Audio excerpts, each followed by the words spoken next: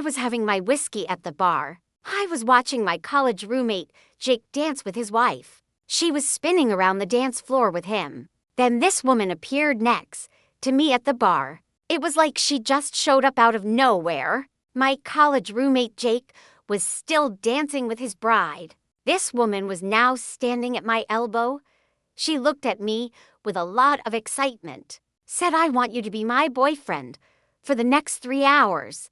She held my arm tight. I was surprised because she did not look very strong. She was wearing a dress that made her look very delicate. I almost spit out my drink. "I am sorry, what did you just say?" "Please," she said, looking back over her shoulder, and I could see the fear in her eyes. My ex just showed up at the party. He was not on the guest list. My ex is already half drunk. My ex will not leave me alone. I just want my ex to think I have moved on with my life. That is when I saw the guy by the entrance. He was really tall. He was swaying a little bit. The guy by the entrance was scanning the crowd. The guy by the entrance had a look on his face. It was like the guy by the entrance knew he should not be there.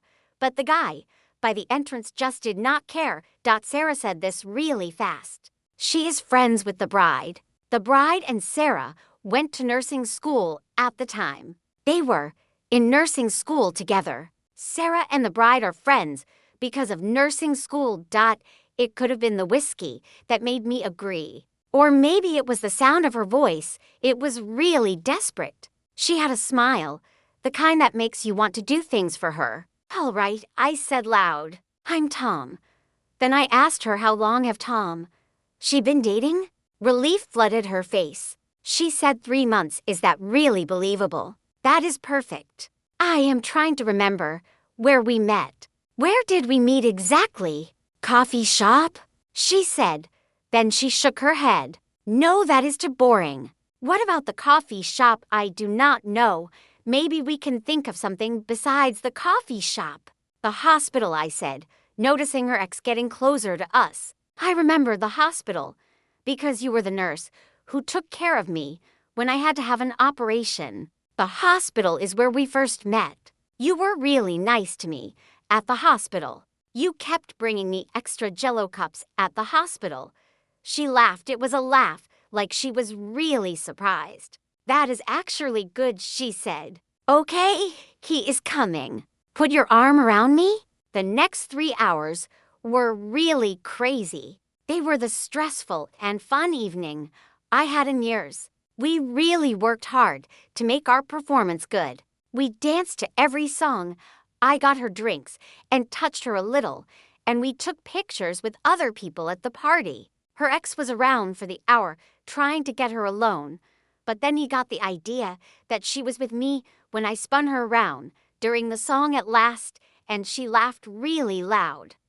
So half the people at the party heard her. We were like a couple, and her ex finally left us alone. The evening was about the performance, and I have to say we did a job, especially when we danced to the slow songs and people took pictures of us. Her ex was like a problem, but we solved it when people saw that she was happy.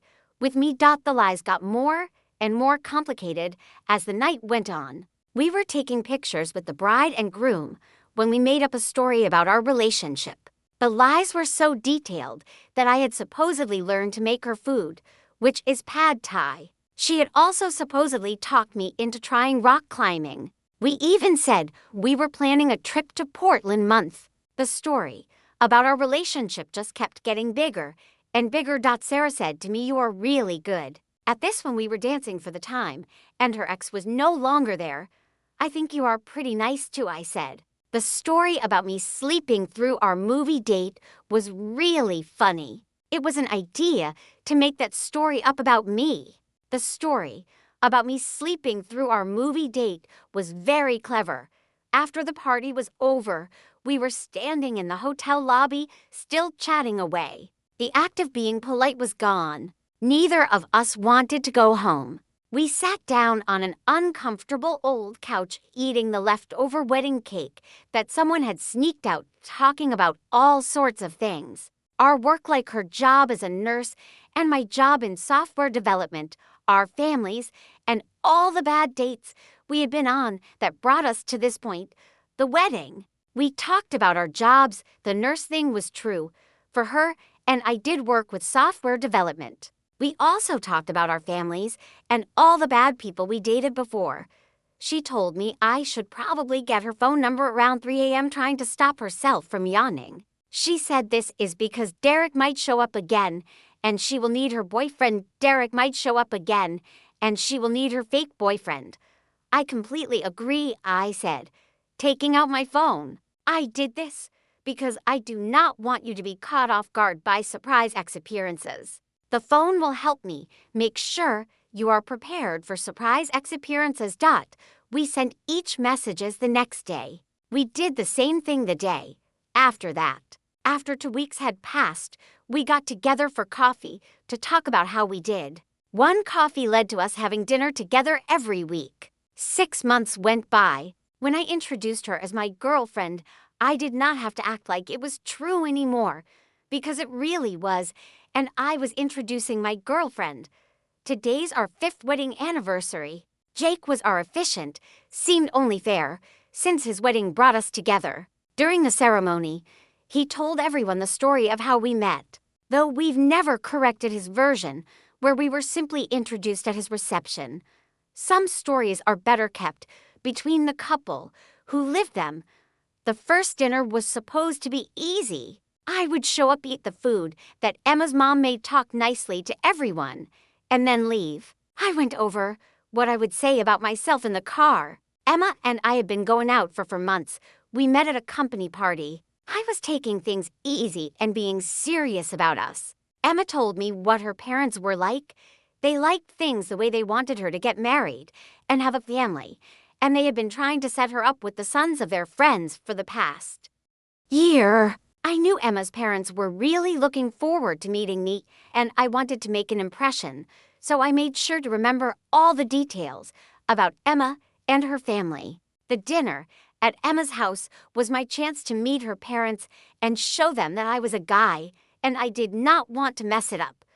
What I had not expected was how natural the whole thing would feel to me. The feeling of it being natural was really something that surprised me. It was the feeling that I got from it that I had not expected at all. Her father looked at me in a way. He seemed to think I was not good enough for his daughter. "So you work together?" he asked me. I could tell he did not like me much. He was a man who had probably scared away a lot of men who liked his daughter. I said this to them. We are in the department, but we are on different teams. I was passing the beans to someone. Emma really helped me out when I first started working. She taught me a lot of things. Emma has a way of organizing files with colors that everyone in the office talks about. The color-coded filing system that Emma uses is really famous. In our office. Emma stopped eating right in the middle of chewing her food. I did not mean to say that, it just came out of my mouth by accident. Her mother said she is always so organized. Even when she was a girl, she would put her stuffed animals in order from big to small and group them by what kind of animal they were.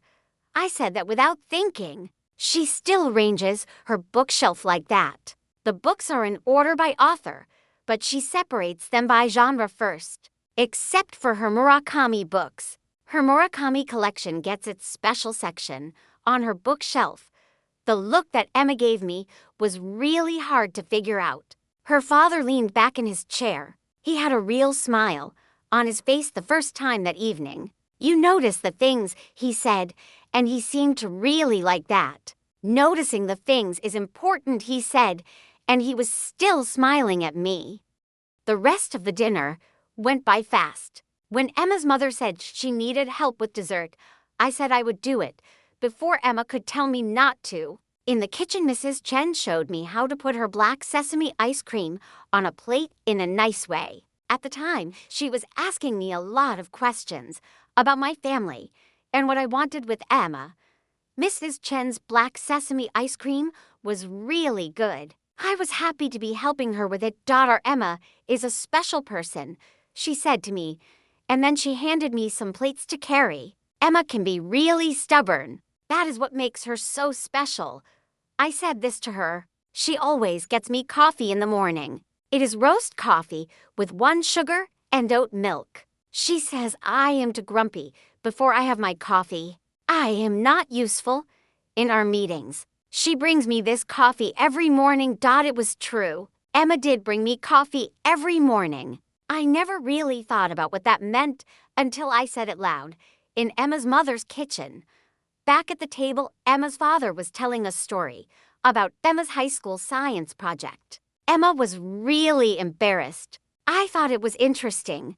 This was a side of Emma that I had never seen before. The teenager who made a working model of a heart valve, Emma, who wanted to be a doctor before she found out how much she loved working with data analysis. I said to her that her parents are really people. We were walking to our cars after everything was over. The woman told me that I was really good in there. She said this slowly. I want to know how I knew all that stuff about her. The woman asked me how I knew all that stuff about her. I shrugged, feeling a self-conscious all of a sudden. We have been working together for 2 years now, so I definitely pay attention to the people I work with, like my coworkers, and that is why I know what is going on. The morning she came to my desk with coffee. My parents are staying longer, she said. They want to have dinner with us tomorrow. Also on Thursday. My parents bought tickets to a baseball game this weekend because I told them you like the Giants. They really want to go see the Giants play, so they got the tickets to the Giants game. I do like the Giants. She said that quietly. The thing is, that is what is bothering me. I do not think I was very good at pretending like everything was fine, like I thought I was. We kept pretending for 2 weeks. It got easier to have dinner, and our stories started to sound like they really happened. Then things changed. When we held hands, it did not feel like we were just pretending anymore. When we kissed on her parents' doorstep, it lasted a little longer than it needed to. We started sending each text messages after we were done pretending and talking about what we did. These conversations started to get long, and we found ourselves talking about all sorts of things, like our daily lives and our thoughts and feelings. We were texting each other about everything and nothing. It was nice. The night before her parents were going to leave, we sat in my car outside her apartment. Emma said we need to talk about what happens. I completely agree, I said. Dinner tomorrow sounds like an idea. Just dinner tomorrow will be. For us, no one else will be coming to dinner tomorrow. She smiled. I know this great place. They make excellent black sesame ice cream. I am standing in our hallway adjusting the frame that holds our couple likely to last certificate from our 10-year high school reunion. Amy always jokes that the frame is crooked. I think Amy secretly likes the frame that way. It is a little off-kilter, just like how I started our relationship. The couple likely to last certificate is really something that Amy and I treasure, and I like to look at the couple most likely to last certificate every day.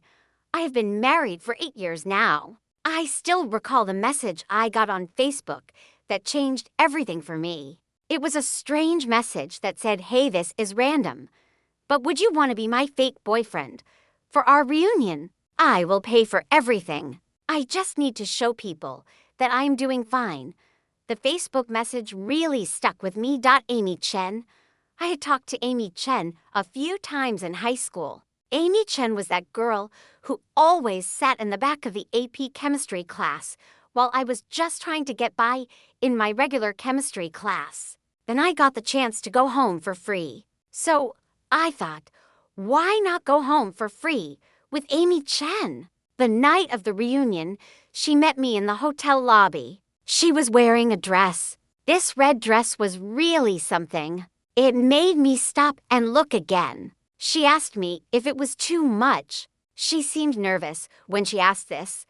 I think this is perfect. I really meant it. So what is our story going to be?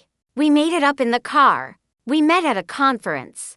It was away between us, but we were making it work. I really liked this person a lot. Our story was easy to remember. It sounded true, so people would believe it. The moment we walked in, I knew why Amy needed me to be there with her. The same group of girls who had been mean to her were sitting near the bar. They looked right at us as soon as we came in. Amy's hand got tighter around mine. "Showtime," I whispered. Then I said louder, "Do you want to dance, babe?" What started as a performance became something entirely. Amy could really. Her laugh was very genuine when I dipped her dramatically. We played it up for her bullies. At first we did touches and had whispered conversations. Somewhere between the second song and the third song, I forgot that Amy and I were pretending. I said to her during a song, "You're different." I was thinking about when we were in school. That is what I meant. She said back to him, "So are you." I always thought the person I was talking to was another athlete who would not notice someone like me. I wasn't a jock. I was on the chess team. She pulled back, really surprised. "Really? I was the president of the chess club," she said with a lot of surprise. The chess club was something she was very proud of. We spent the rest of the night talking about the things we did not know about each other. She told me about how she became a designer and how she got good at it. I told her about how I got into law. We both had a time after high school. We were trying to figure out who we were when we were alone. We were not sure what we wanted to do with our lives. When nobody was watching us. When they announced the superlatives, someone had put our names down for couple likely to last as a joke, and it was probably the people who used to pick on her. The thing is, couple most likely to last ended up being us, and we got the most votes by a really big margin. Amy was holding her certificate. She said, "Is it weird that I am actually proud of my certificate?" I said, "Only if it seems strange that I want to put this in a frame." I replied, "It was 2:00 in the morning, and I was sitting in my car. My friend and I did not want to leave the car at that moment. The rental car was our place for the time being, and we were not ready to get out of the rental car. This was really fun," she said after a while. "I want to thank you for pretending to be my boyfriend. You were a fake boyfriend. I appreciate you being my boyfriend. If you want to make someone jealous, I am the person you should talk to. I can help you with that. When you need to make someone jealous, just remember that I am here to help you with making someone jealous." Then she got really serious. What if I did not want the whole thing to be fake? I should have kissed her then. I did not have the courage to do it. We went to our rooms. Then we flew to our cities. The thing is, I could not stop thinking about her. I kept thinking about her all the time. 3 days later, she sent a message that said, "That was really fun. I want to do it, but this time without all the people watching, without the audience. I think it would be more fun if it was the two of us doing it again, without the audience." I booked a flight that night because I really needed to get on that flight. The flight was something I had to take. I made sure to book the flight for that night. For 6 months, we kept taking turns to fly and see each other. The environmental law firm I work for had a job opening in her city. I decided to take the job without thinking. Our wedding was really small and intimate. When people asked us how we met, we would just smile at each other, say that we met at our high school reunion. The whole story of how we met was something that we kept to ourselves. It was just for us, the wedding couple, to know. We liked it that way. The wedding couple liked having our secret, our own story of how the wedding couple met. Month we have our 20th reunion. We already said yes that we are going. Amy's former bullies will not be there. We checked to make sure. It does not matter anymore. The reunion is about Amy and our friends. We are going to have a good time. We are not pretending to be someone now. We never really did pretend. Not after that dance at our school. The certificate stays crooked in our hallway, a reminder that sometimes the best things in life start with, "Hey, this is random, but